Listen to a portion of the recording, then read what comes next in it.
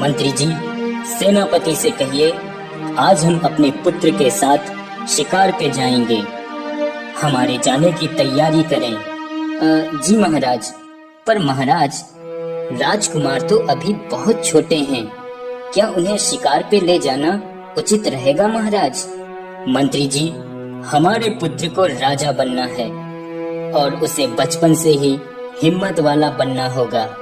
मंत्री सेनापति से कहकर राजा की राजसवारी तैयार करवा देता है और राजा शिकार पे निकल जाते हैं। जंगल पहुंचकर राजा हिरन का शिकार करने लगता है। भागो बच्चों, ये शिकारी हमें मारने आए हैं। हमें अपनी जान बचा के कहीं सुरक्षित जगह पे जाना होगा। राजा शिकार में पूरी तरह खो जाते हैं कि तभी राजा के पुत्र को कुछ सुंदर सुंदर फूल दिखाई देते हैं और वह उनकी तरफ चला जाता है और देखते देखते वह कुछ दूर निकल जाता है।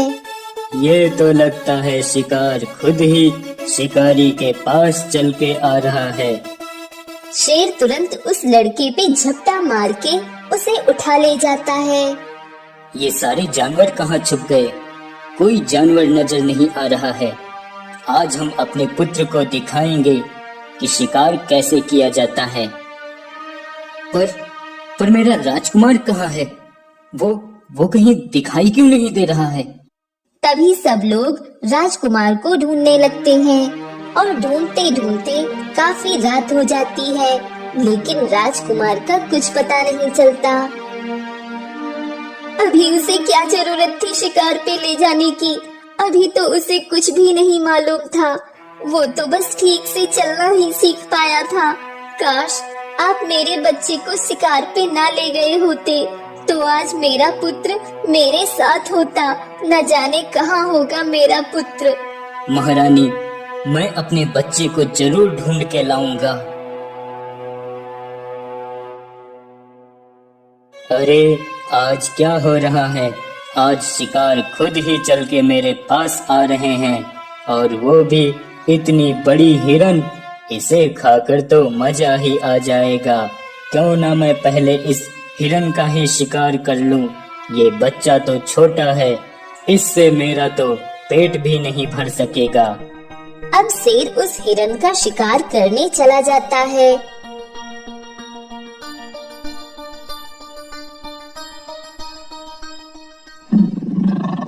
अरे बाप रे, ये शेर तो मेरी तरफ ही आ रहा है।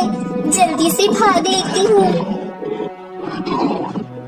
अरे ये हिरन तो भाग रही है, मुझे जल्दी से इसे पकड़ना होगा। अब वह बच्चा अकेला होने के डर से गुफा से बाहर निकलकर जाने लगता है और वह चलते चलते एक नदी के पास पहुंच जाता है। अरे ये बच्चा किसका है? और ये तो बहुत छोटा है। लगता है किसी का बच्चा खो गया होगा। मछुआरा उस बच्चे के पास जाकर उससे उसके बारे में पूछता है, लेकिन बच्चा कुछ नहीं बता पाता। अब मैं क्या करूं? ये बच्चा तो कुछ भी नहीं बता पा रहा है और इस बच्चे को यहाँ अकेला छोड़ना खतरे से खाली नहीं होगा। मैं इसे अपने साथ ले जाता हूँ।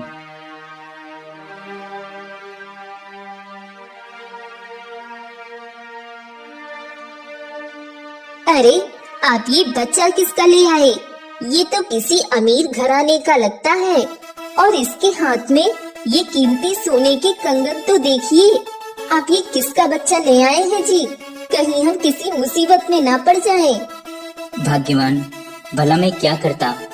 ये बच्चा मुझे जंगल में अकेला उस नदी के पास दिखा जहाँ मैं मछलियाँ पकड़ रहा था नदी से, और इसे अपने बारे में कुछ भी नहीं मालूम है और ना ही इसे इसके माता पिता व घर के बारे में कुछ मालूम है।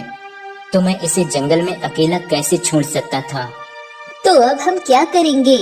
इस बच्चे के बारे में किसी को क्या बताएंगे? फिलहाल तो अभी हम किसी से कुछ भी नहीं बताएंगे और फिर क्या करना है मैं सोचूंगा। सरस्वती, तुम चिंता मत करो, मैं तुम्हारे इलाज के लिए कुछ पैसों का बंदोबस्त करके आता हूँ। बेटा सूरज, तुम अपनी माँ का ख्याल रखना, मैं अभी आता हूँ। मछुआरा अपने एक मित्र के पास जाता है और उससे कुछ पैसों की मदद मांगता है। भाई किशन लाल, तुम तो जानते ही हो आजकल मेरी भी माली हालत कुछ ठीक नहीं है।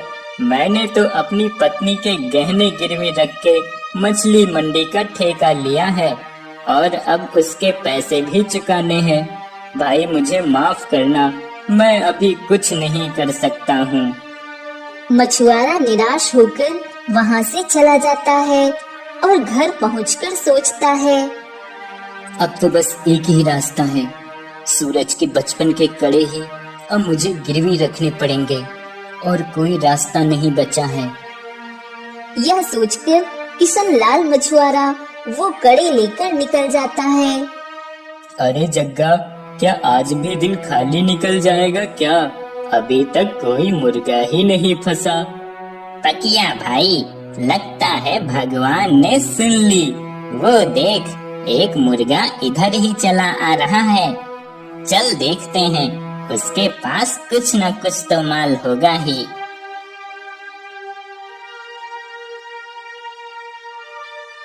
ए, तेरे पास जो भी है चुपचाप निकाल कर हमें दे दे, नहीं तो अपनी जान से हाथ धो बैठेगा।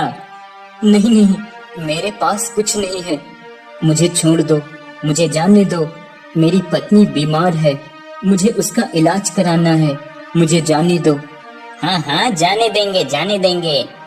पहले सारे रुपए पैसे सोना चांदी जो भी है तुम्हारे पास वो तो हमें दे दो। मेरे पास कुछ भी नहीं है, मैं तो पास के गांव में जा रहा हूँ काम की तलाश में, मुझे छोड़ दो, मुझे जाने दो। लगता है ऐसे नहीं मानेगा तू, अब मुझे ही कुछ करना पड़ेगा।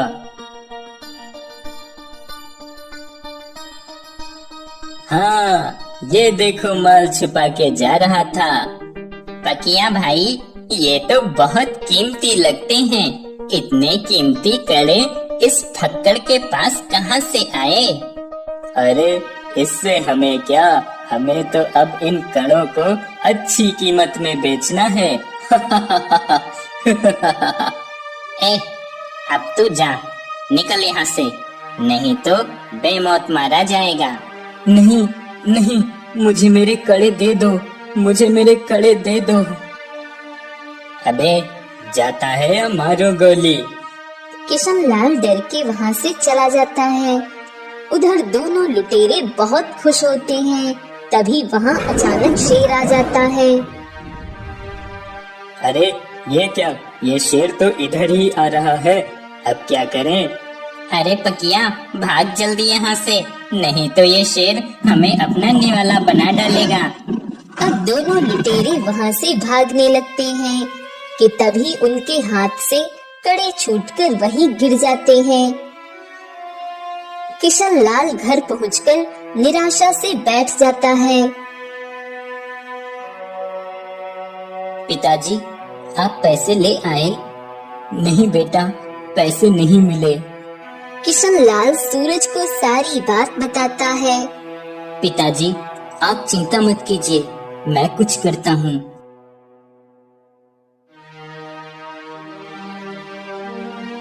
सूरज पैसों के बंदोबस्त के लिए इधर उधर भटकने लगता है। ये लो, आज तुम्हारा इतना ही बना है। अरे ये सेठ उन लोगों को पैसे दे रहा है, क्यों ना मैं भी इस सेठ से कुछ पैसे ले लूं, बदले में कोई काम कहेगा तो मैं कर दूंगा। सूरज सेठ के पास जाकर कुछ पैसे मांगता है। अरे कौन हो भाई, मैं तुम्हें पैसे क्यों दे दूं? मैं यहाँ कोई खैरात बांट रहा हूँ क्या? चलो जाओ यहाँ से, कोई पैसे नहीं है। सेठ जी, मुझे पैसों की बहुत जरूरत है, आप मुझे कुछ पैसे दे दें, बदले में मैं आपका सारा काम कर दूंगा। अरे नहीं नहीं, मेरे पास कोई काम नहीं है, तुम जाओ यहाँ से।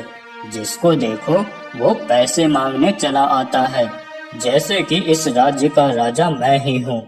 जो सबको पैसे देता फिरूं। इसका मतलब अगर मैं इस राज्य के राजा के पास जाऊं तो वो मुझे पैसे जरूर दे देंगे। सूरज तुरंत राजा के पास जाता है। महाराज की जय हो। महाराज, मैं एक गरीब मछुआरे का बेटा हूँ और मेरी माँ की तबीयत बहुत खराब है। उनके इलाज के पैसे नहीं हैं हमारे पास। कृपया आप मेरी कुछ मदद करें। बदले में आप मुझे जो भी काम देंगे मैं वो करने को तैयार हूँ। मंत्री जी, हमारे पास ना जाने कितने लोग आए मदद मांगने और पैसे मांगने के लिए, लेकिन किसी ने भी ये नहीं कहा कि वो उन पैसों को लौटाएंगे या वो उन पैसों के बदले कोई काम कर लेंगे।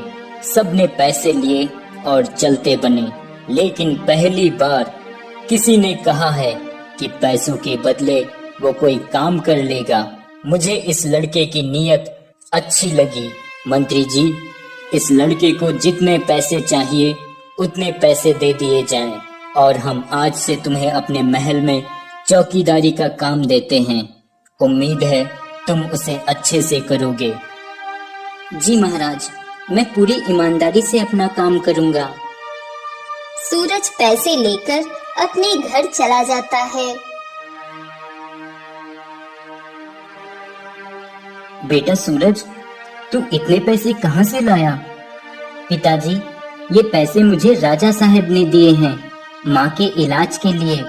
और हाँ, उन्होंने मुझे राजमहल में चौकीदारी का कार्य भी दिया है। पिताजी, आप माँ का इलाज अच्छे से करवाइए। अब इतने पैसों में माँ बिल्कुल ठीक हो जाएंगी।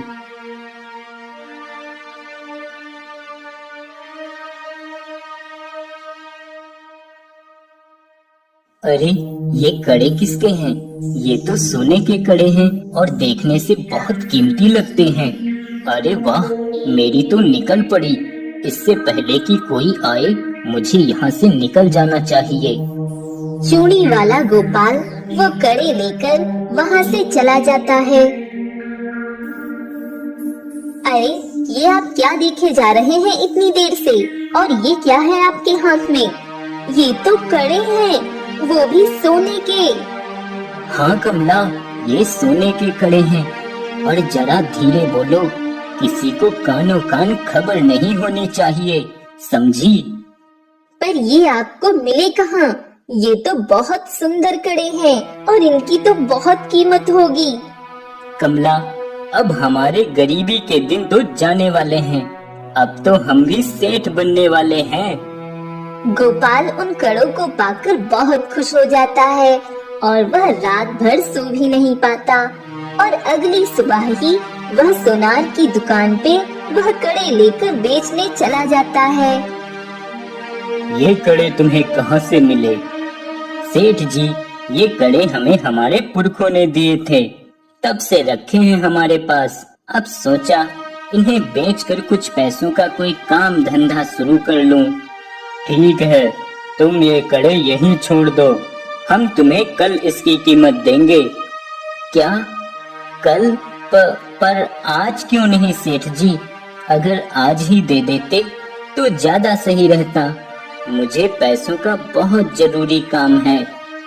देखो, ये कड़े शुद्ध सोने के हैं या नहीं, ये भी पता लगाना पड़ेगा, जो कि हमारे पुराने जानकार ही बता पाएंगे। फिर इनकी कीमत क्या होगी यह भी वही तय करेंगे। तो तुम कल आ जाना। ठीक है सेठ जी, पर कल पैसे मिल तो जाएंगे ना? हाँ हाँ, कल पैसे मिल जाएंगे तुम्हें। अच्छा फिर ठीक है, मैं चलता हूँ, कल आता हूँ। वो तो तुझे कल ही पता चलेगा कि तुझे कल क्या मिलेगा।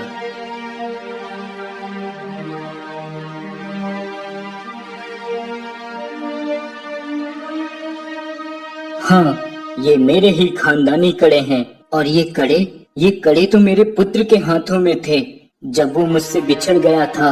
किसके पास थे ये कड़े? उस व्यक्ति को मेरे सामने लाया जाए। सुनार राजा को सारी बात बताता है और राजा अगले दिन अपने 2 सैनिक उस सुनार की दुकान पर तैनात करवा देता है। जैसे ही उस दिन गोपाल सुनार की दुकान पर आता है, उसके सैनिक उसे पकड़कर राजा के पास पेश कर देते हैं। महाराज, ये मुझे यहाँ क्यों लाए हैं? क्या मुझसे कोई अपराध हुआ है? मैंने तो कुछ नहीं किया है। अपराध तो किया है तुमने, और अगर तुम मुझे सच सच नहीं बताओगे तो मैं तुम्हें आजीवन कारावास में कैद करवा दूंगा। इसलिए जो भी तुमसे पूछा जाए उसका सच सच जवाब दो। बताओ, तुम्हें ये कड़े कहाँ से मिले? ये कड़े तो मैंने सोनार को दिए थे, लेकिन ये आपको कैसे मिले? तुमसे जो पूछा जाए उसका जवाब दो, नहीं तो अंजाम बुरा होगा। बताओ, ये कड़े तुम्हें कहाँ से मिले? महाराज, मैं इन कड़ों के बारे में ज्यादा कुछ नहीं जानता। मुझे ये कड़े जंगल में पड़े मिले थे। मैंने इन्हें उठा लिया और इन्हें बेचने बाजार चला गया। पर महाराज, क्या ये कड़े आपके हैं?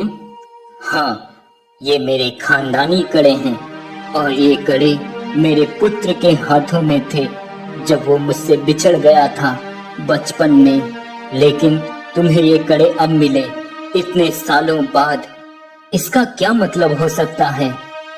सेनापति, जल्द से जल्द सारा जंगल छान मारो, और कहीं कुछ भी पता चले तो हमें खबर करो। मंत्री जी, अब इसका क्या किया जाए? महाराज, मुझे लगता है इसे सच में कुछ नहीं पता है। इसे जाने दिया जाए और हमारे सैनिक इस पे नजर रखेंगे। ठीक है, तुम अब जा सकती हो। महाराज की जय हो, महाराज की जय हो।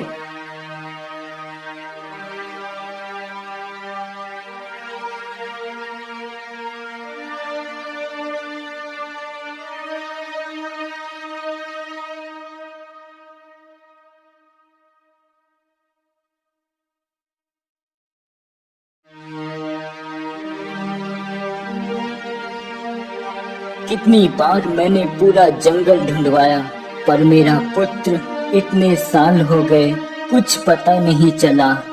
महाराज, आप चिंता ना करें। अगर राजकुमार सुरक्षित होंगे तो वो आपको जरूर मिलेंगे। राजा दिन पर दिन निराश रहने लगता है और देखते देखते राजा की तबीयत बहुत खराब हो जाती है और वह बिस्तर से भी नहीं उठ पाते। मंत्री जी, महाराज की हालत बहुत गंभीर है और वह बहुत कमजोर हो गए हैं। और तो और अब मेरी दवाइयाँ भी कुछ नहीं कर सकेंगी। पर महाराज को अगर बचाना है तो उसका एक उपाय है। क्या उपाय है वैद्य जी?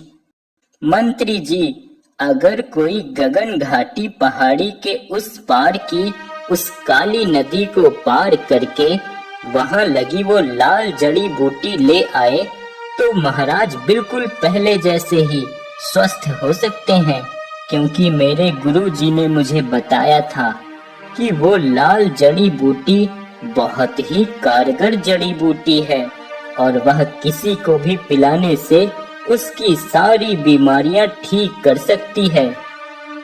पर वैद्य जी, उस जड़ी बूटी तक भला पहुंचेगा कौन? तभी वहाँ सूरज आ जाता है और वैद्य जी से उस जगह के बारे में पूछता है। वैद्य जी, आप मुझे बताइए, मैं जाऊंगा वहाँ, मैं लाऊंगा वो लाल जड़ी बूटी। पर बेटा, वहाँ जाना खतरे से खाली नहीं। वहाँ से जल्दी कोई वापस नहीं लौट पाता है, क्योंकि वो काली नदी का पानी बहुत खतरनाक है। अगर उस काली नदी का पानी जरा भी तुम्हारे शरीर पे लग गया तो तुम्हारा बच पाना नामुमकिन है, क्योंकि उस पानी में बहुत जहर है। वैद्य जी, आप उसकी चिंता मत कीजिए, आप बस मुझे उस जगह का पता बताइए। तभी वैद्य जी सूरज को उस जगह का पता बता देते हैं और सूरज उस लाल जड़ी बूटी को लाने निकल जाता है। हाँ, मुझे लगता है अब कहीं रुककर थोड़ा आराम कर लेना चाहिए। चलते चलते बहुत थकान हो रही है। सूरज कुछ दूर आगे जंगल में निकल जाता है और वहाँ उसे एक घने पेड़ की छांव दिखाई देती है। अरे वाह, कितना घना पेड़ है। यहाँ थोड़ा रुककर आराम कर लेता हूँ।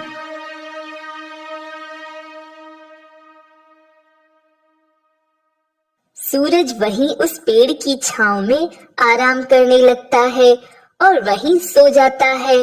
कुछ देर बाद उसे एक आवाज सुनाई देती है, बचाओ बचाओ, मुझे कोई बचाओ। अरे, ये आवाज किसकी है? जैसे कोई बचाओ बचाओ कह रहा हो। बचाओ बचाओ, मुझे कोई बचाओ। ये आवाज तो फिर से आ रही है। लगता है कोई मुसीबत में है, मुझे देखना होगा।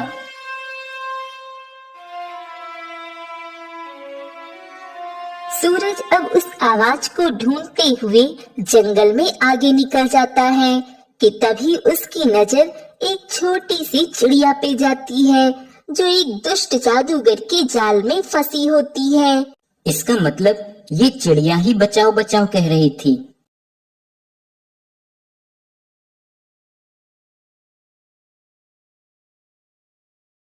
हाँ, तुमने सही कहा। मैं ही बचाओ बचाओ कहकर चीख रही थी क्योंकि एक दुष्ट जादूगर ने मुझे इस जाल में फंसा दिया है और वो कहीं चला गया है और इस जाल से मैं खुद को आजाद नहीं कर सकती क्योंकि ये जाल जब तक मुझ पे रहेगा तब तक मैं कुछ नहीं कर सकती। पर मैं इस जाल को तो हटा सकता हूँ ना? हाँ, तुम इस जाल को हटा सकते हो। तभी सूरज उस जाल को चिड़िया के ऊपर से हटा देता है और वह चिड़िया जाल से बाहर आ जाती है और सूरज का धन्यवाद करती है।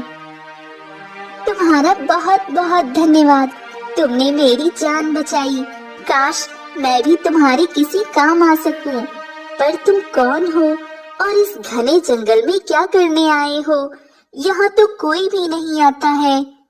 मेरा नाम सूरज है और मैं यहाँ अपने राज्य के राजा की जान बचाने के लिए एक लाल जड़ी बूटी लेने आया हूँ, जिससे राजा साहब ठीक हो जाएंगे। पर क्या तुम्हें मालूम नहीं कि उस जड़ी बूटी तक पहुँचने के लिए उस काली नदी को पार करना होगा, जिसे आज तक कोई नहीं पार कर पाया। तो तुम वह जड़ी बूटी तक कैसे पहुँच पाओगे? पता नहीं, पर मुझे उस जड़ी बूटी तक पहुँचना ही होगा, वरना राजा साहब की जान बचा पाना बहुत मुश्किल हो जाएगा। सूरज, तुम सच में बहुत सच्चे और ईमानदार हो, इसलिए मैं तुम्हें नदी के उस पार ले जाऊंगी। लेकिन हमें जल्दी ही वापस आना होगा, वरना वो जादूगर आ गया तो हम दोनों लोग खतरे में पड़ जाएंगे। लेकिन तुम मुझे वहाँ कैसे ले जा सकती हो? तुम तो कितनी छोटी हो।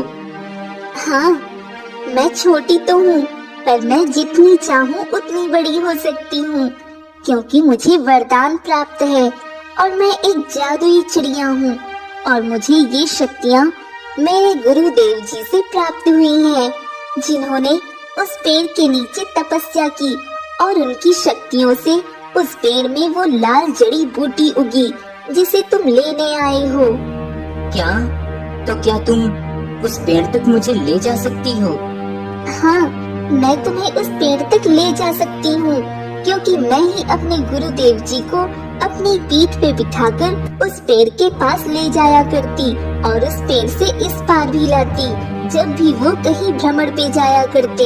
लेकिन गुरुदेव ने अपने अंतिम समय में मुझसे कहा था कि मैं किसी सच्चे और ईमानदार व्यक्ति को ही उस पार ले जाऊं और किसी को भी नहीं। इसलिए मैं उस दुष्ट जादूगर को उस पार नहीं ले जाना चाहती, क्योंकि वो उस पेड़ की जड़ी बूटियों का गलत इस्तेमाल करेगा। तभी चिड़िया देखते ही देखते अपने शरीर को बड़ा कर लेती है और वह एक विशाल चिड़िया बन जाती है। सूरज, आओ मेरी पीठ पे बैठ जाओ। सूरज चिड़िया की पीठ पे बैठ जाता है और चिड़िया उसे नदी के उस पार लेकर चली जाती है।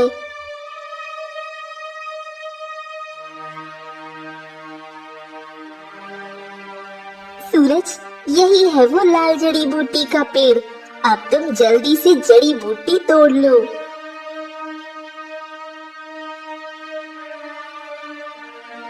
सूरज तुरंत जड़ी बूटी तोड़ लेता है और चिड़िया फिर से उसे वापस वहीं पर ले आती है। सूरज, अब तुम जल्दी यहाँ से निकल जाओ। यहाँ रुकना अब तुम्हारे लिए ठीक नहीं है। धन्यवाद चिड़िया, तुमने मुझ पे बहुत बड़ा उपकार किया है, मैं इसे कभी नहीं भूलूंगा। अच्छा, अब मैं चलता हूँ, फिर मिलूंगा। सूरज वहाँ से चला जाता है। तभी जादूगर उसे जाते हुए देख लेता है और जल्दी से चिड़िया के पास जाता है और देखता है कि चिड़िया भी अपना आकार छोटा कर रही होती है।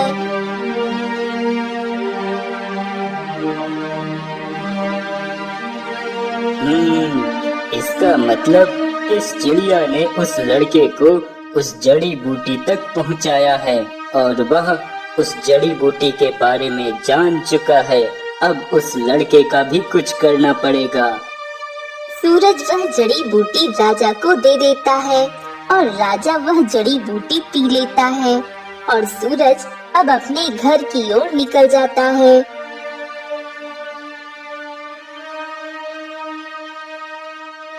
ऐ लड़के, तू ही उस जड़ी बूटी तक उस चिड़िया की पीठ पर बैठकर गया था ना?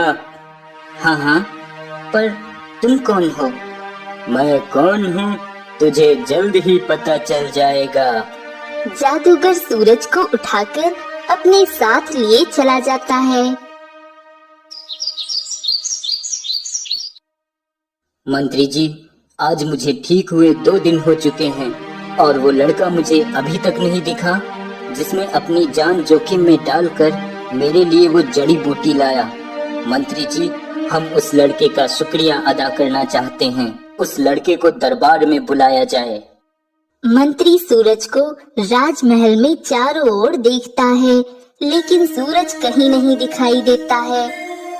महाराज, मैंने महल में चारों ओर देखा पर सूरज कहीं नजर नहीं आया।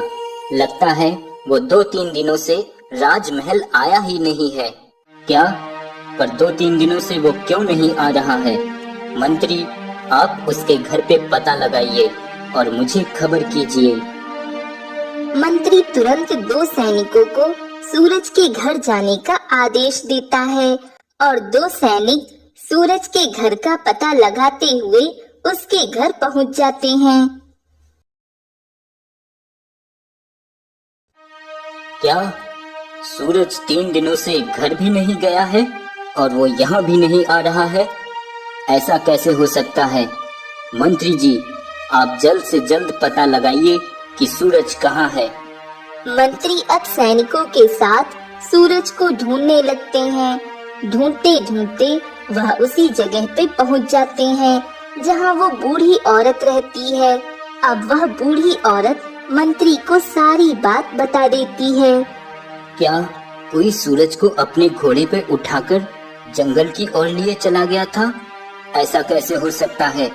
मंत्री जी, अब हम ही पता लगाएंगे कि सूरज कहाँ है और उसे कौन उठा ले गया है। अब राजा और सेनापति और मंत्री तीनों घोड़े पे सवार होकर जंगल की ओर चले जाते हैं। चलते चलते उन्हें एक गुफा दिखाई देती है जहाँ एक घोड़ा खड़ा होता है। मंत्री जी, ये घोड़ा यहाँ क्यों खड़ा है? लगता है कोई इस गुफा के अंदर है। हमें अंदर जाकर देखना होगा। तभी तीनों लोग उस गुफा के अंदर चले जाते हैं और देखते हैं कि गुफा में सूरज एक बड़े से लोहे के जाल में कैद है। ऐ लड़के, मैं तुझसे आखिरी बार कह रहा हूँ, उस चिड़िया से कहो मुझे उस पेड़ तक ले जाए, वरना मैं तुम्हें कभी आजाद नहीं करूँगा। ऐ दुष्ट जादूगर, ऐसे कैसे नहीं आजाद करेगा? मैं देखता हूँ तू क्या करेगा। तभी राजा का सेनापति जाकर जादूगर पे हमला करने वाला होता है कि तभी जादूगर अपनी शक्तियों से उसे एक जाल में कैद कर देता है। मुझे मारेगा? मुझे कोई नहीं मार सकता। तभी मंत्री जादूगर की ओर बढ़ता है। तभी जादूगर मंत्री को भी कैद कर देता है। तुम लोग मेरा कुछ नहीं बिगाड़ सकते। मेरी शक्तियों के आगे तुम लोग बेबस हो।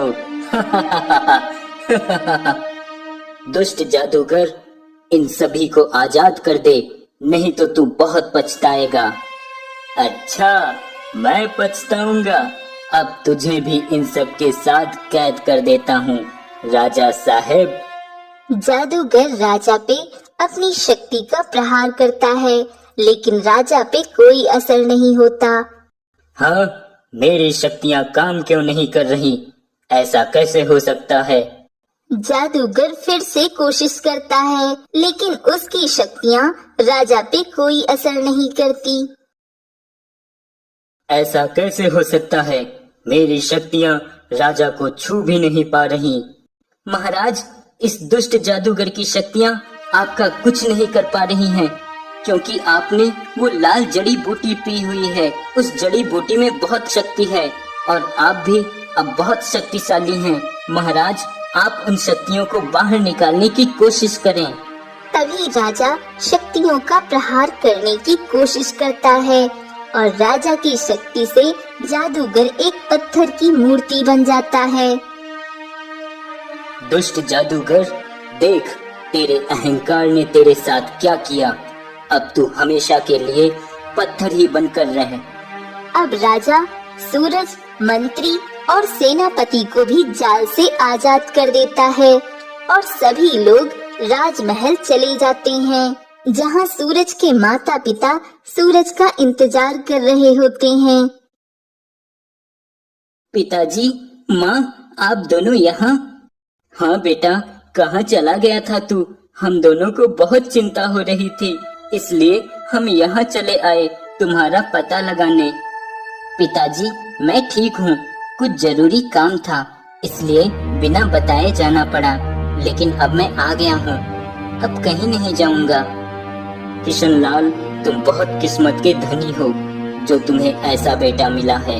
इसके जैसा बेटा होना बड़े सौभाग्य की बात है। किशनलाल, आपकी पत्नी ने एक वीर पुरुष को जन्म दिया है। महाराज, मेरी पत्नी ने सूरज को जन्म नहीं दिया, पर सूरज हमारे लिए हमारी आंख का तारा है महाराज। क्या? सूरज की माँ ने सूरज को जन्म नहीं दिया? तो क्या आप सूरज के पिता नहीं हैं? महाराज, आज से 21 साल पहले एक जंगल की नदी में मैं मछलियाँ पकड़ रहा था। तब मैंने देखा एक बच्चा जो घबराया हुआ था, वो जंगल से निकलकर मेरी तरफ ही आ रहा था। मैंने इधर उधर देखा कि शायद किसी का बच्चा खो गया होगा, तो कोई आएगा और इस बच्चे को ले जाएगा, लेकिन वहाँ कोई नहीं आया। तब हम इस बच्चे को अपने साथ अपने घर ले आए और इसको हम दोनों ने अपने बेटे जैसा ही पाला है। किशनलाल, क्या तुम बता सकते हो कि उस बच्चे के पास क्या क्या था? मेरा मतलब है, क्या कोई निशानी जो उसके पास हो? हाँ महाराज, निशानी तो थी।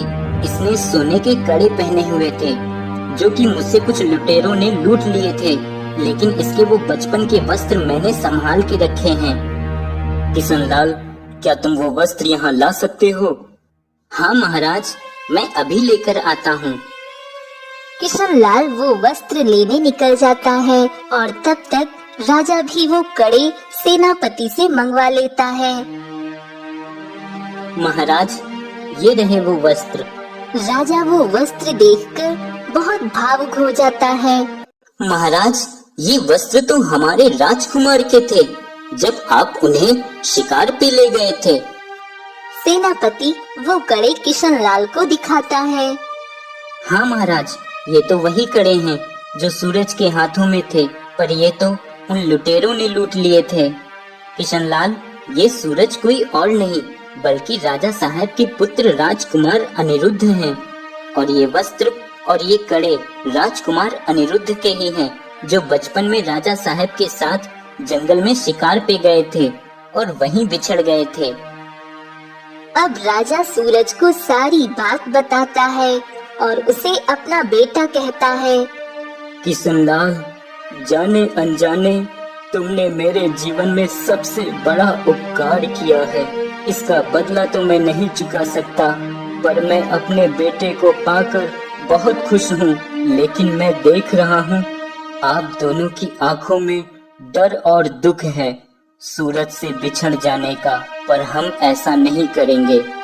किशनलाल, आज से तुम दोनों इस महल में ही रहोगे, हमारे परिवार की तरह, और इस तरह हम सब सूरज यानी राजकुमार अनिरुद्ध के साथ रहेंगे। राजा की बात मानकर किशनलाल महल में रहने लगता है और सूरज यानी राजकुमार अनिरुद्ध अब सभी के साथ खुशी से रहने लगता है।